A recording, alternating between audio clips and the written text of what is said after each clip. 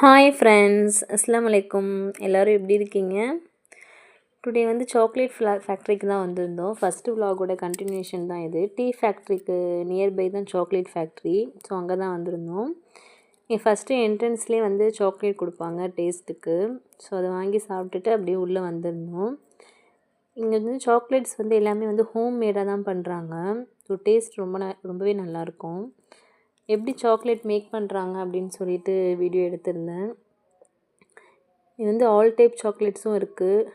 இது வந்து plain chocolates வேணும்னாலும் பண்ணி கொடுக்குறாங்க. அதே மாதிரி நம்மளுக்கு நட்ஸ் போட்டு வேணும்னாலும் அதே மாதிரியும் பண்ணி கொடுக்குறாங்க. ஸோ நிறைய வெரைட்டிஸ் சாக்லேட் இருந்தது.